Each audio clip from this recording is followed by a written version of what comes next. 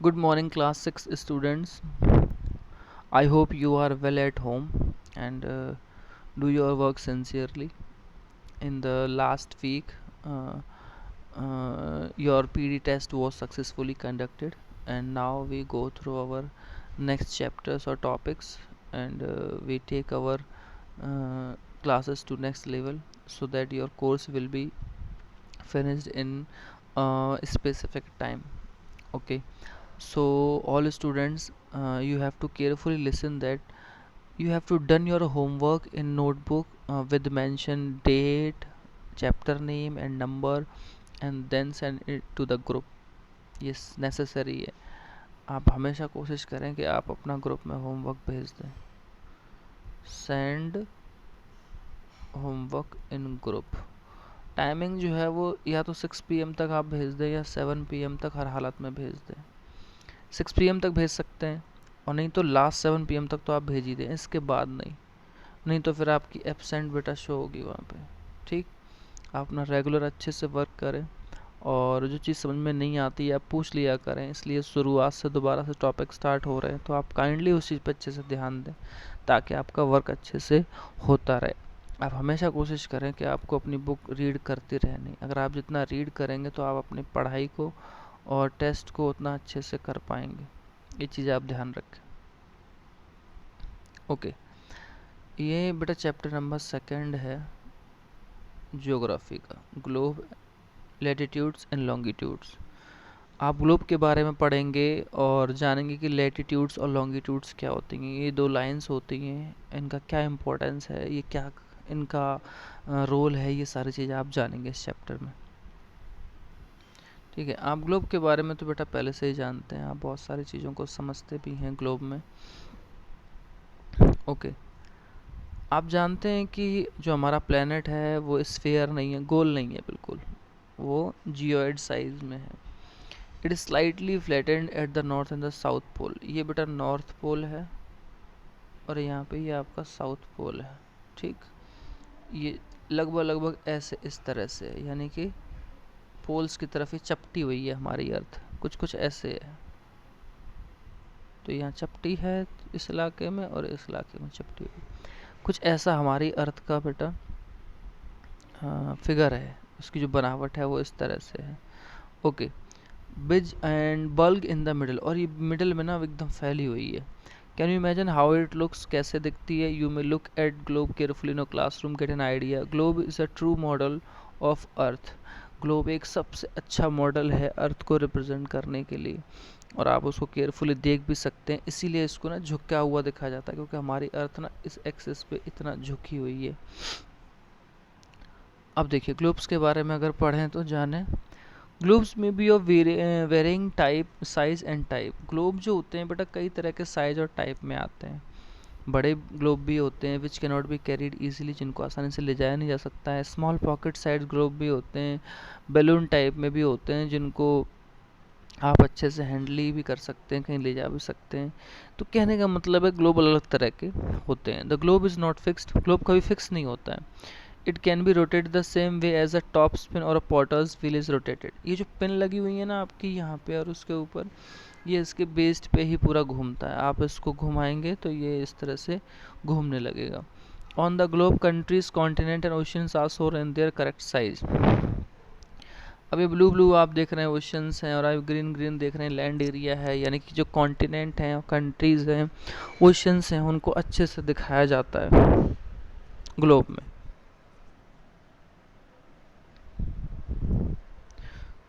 Okay,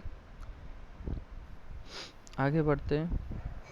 it is difficult to describe the location of a point और sphere like the अर्थ.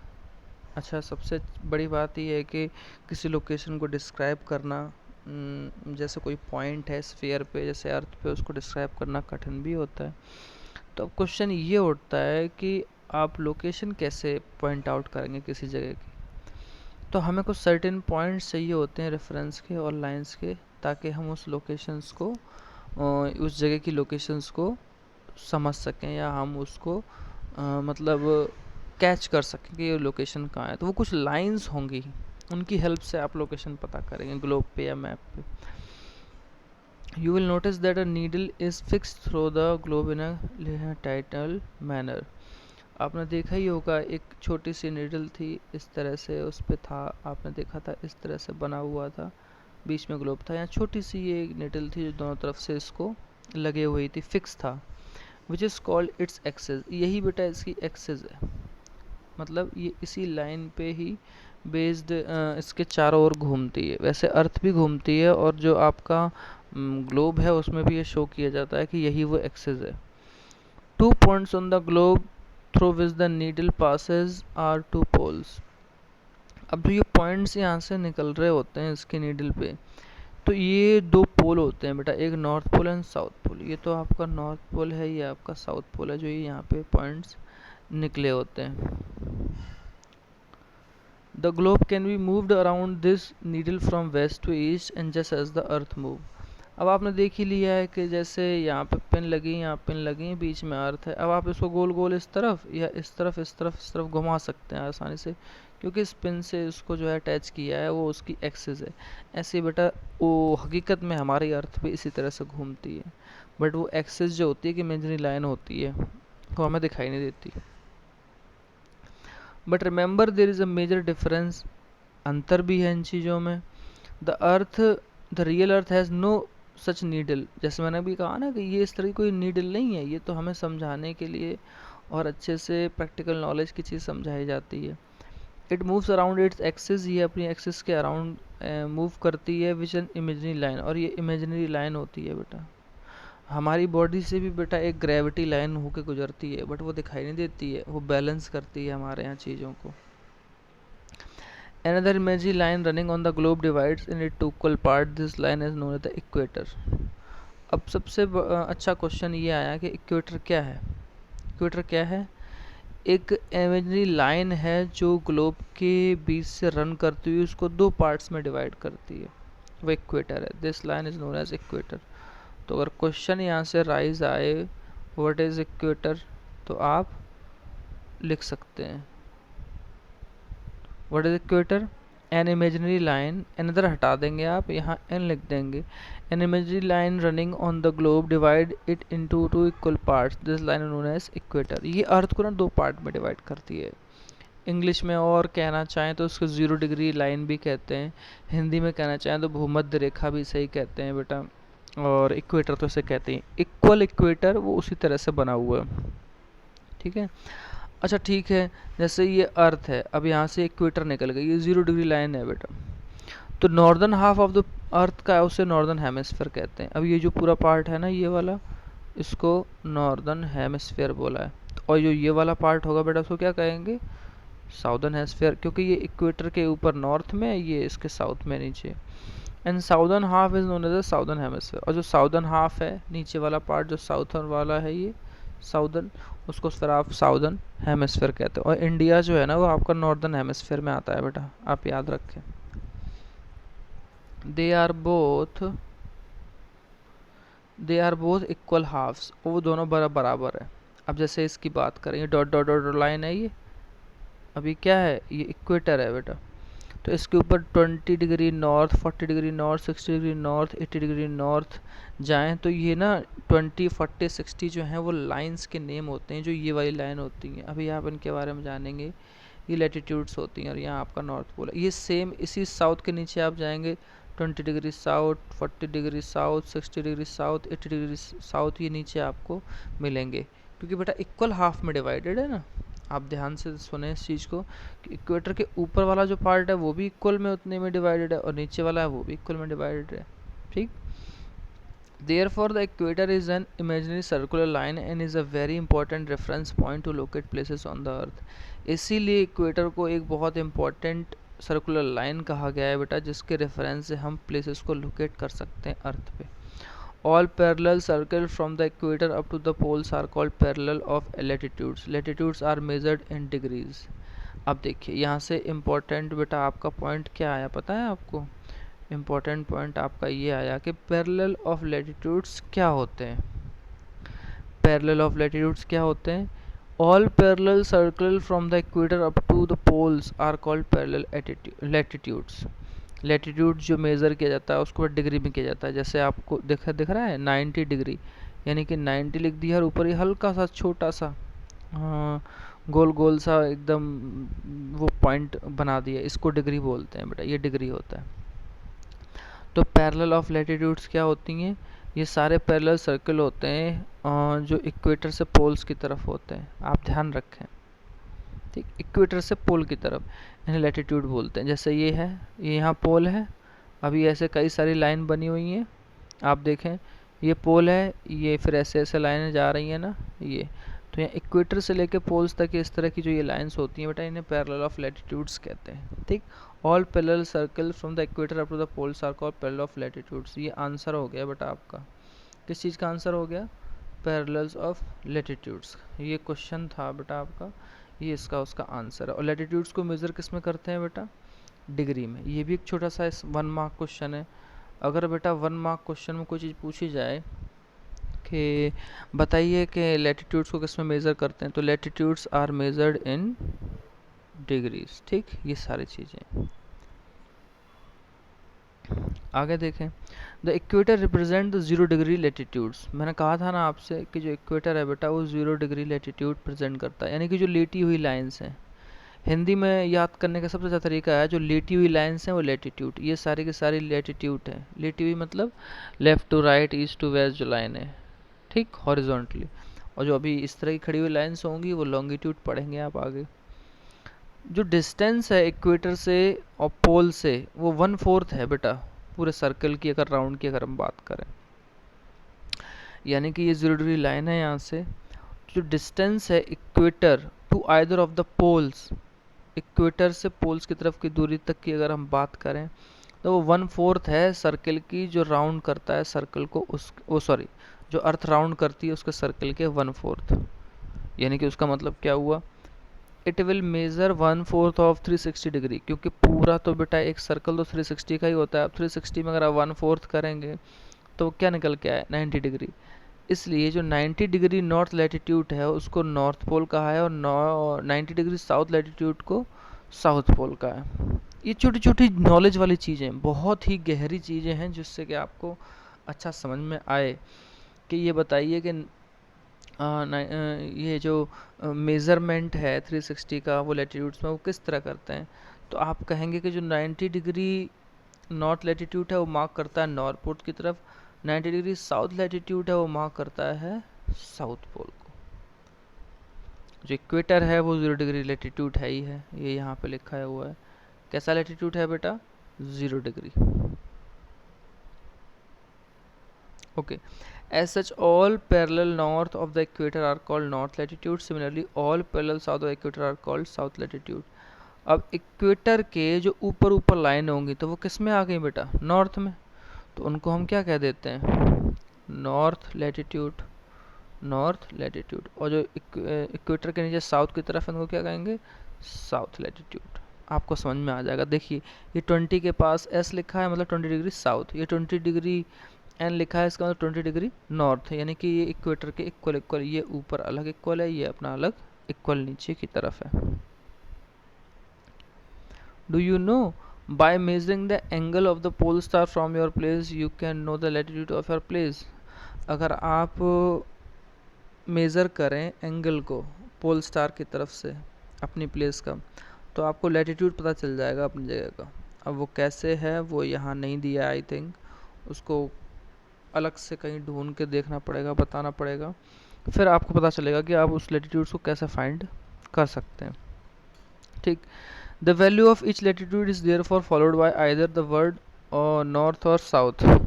जैसे मैंने अभी कहा था ना आपसे कि इक्वेटर है, इक्वेटर तो बीच से एकदम निकल गई 0 डिग्री से, तो नीचे वाला है वो साउथ हो गया, ऊपर वाला है वो नॉर्थ हो गया।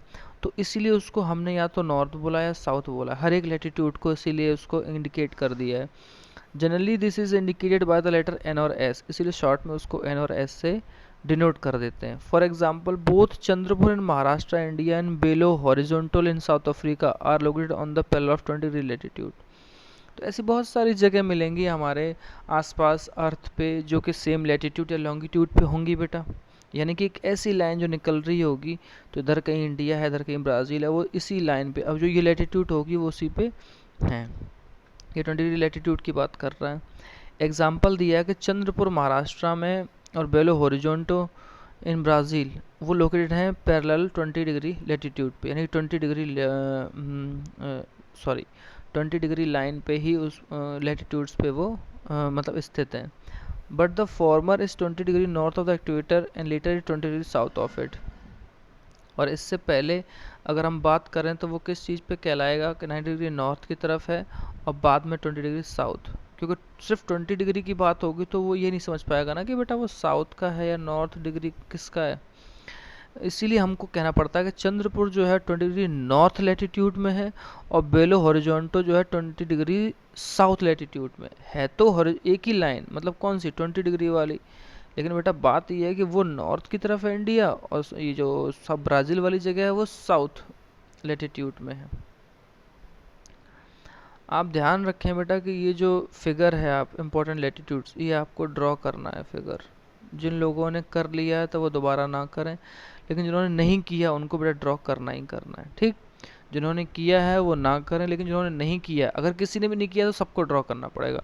ये कलरफुल आपको डॉट डॉट डॉट करके अच्छे से बताना होगा ये कौन कौन सी लाइन है, ये कौन कौन सा जोन है, ये आपको फिगर 2.3 होमवर्क में करना है।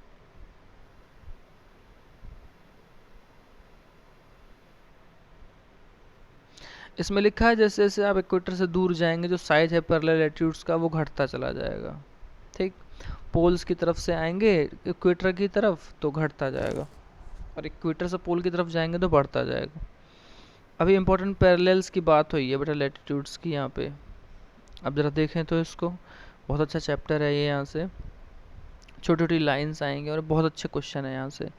इंपॉर्टेंट पैरेलल की बात करें, अगर हम इक्वेटर को 0 डिग्री लाइन कहें, नॉर्थ पोल 90 डिग्री नॉर्थ और south pole 90 degree south, there are 4 important parallel of latitudes.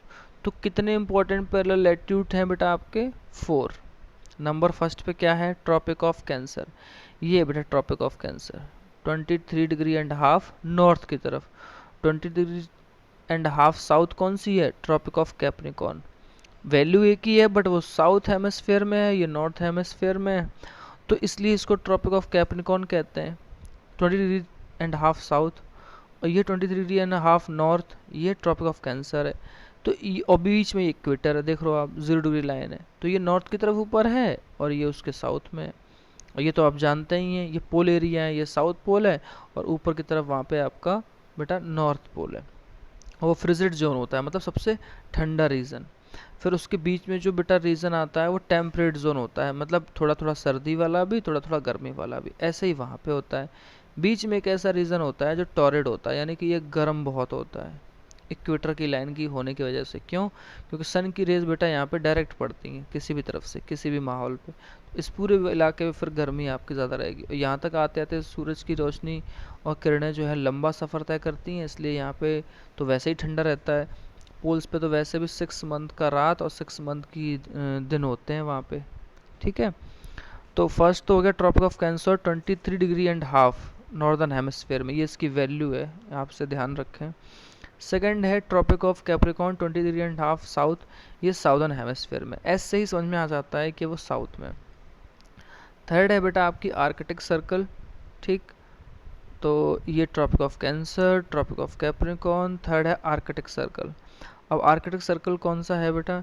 ये 60 degree and half north of equator के ही है, यहाँ पे इस तरह से, सॉरी यहाँ पे नहीं, इसके और ऊपर जाने पे ऐसे ये अंटार्कटिका वाला जोन है, ठीक। और लास्ट फोर्थ कौन सा? Antarctic circle 66 degree and half south of equator. ये 66 डिग्री एंड हाफ क्या है बेटा? Antarctic zone. और 66 एंड हाफ अगर नॉर्थ की तरफ होगा तो कौन सा होगा? आर्कटिक। तो आर्कटिक जो है एक ओशन भी है और अंटार्कटिका एक कॉन्टिनेंट है, उसके नेम से ये सारी चीज़ें आपके इसमें आएंगी। ये सबसे इम्पोर्टेंट है और यहाँ से बहुत सारे क्वेश्चन आएंगे बेटा, बहुत सारे क्वेश्चन है, आप उनको थोड़ा अच्छे से देखें और समझें। And please draw the diagram 2.3. You have to draw this diagram in your notebook. Indicate all the names and numbers.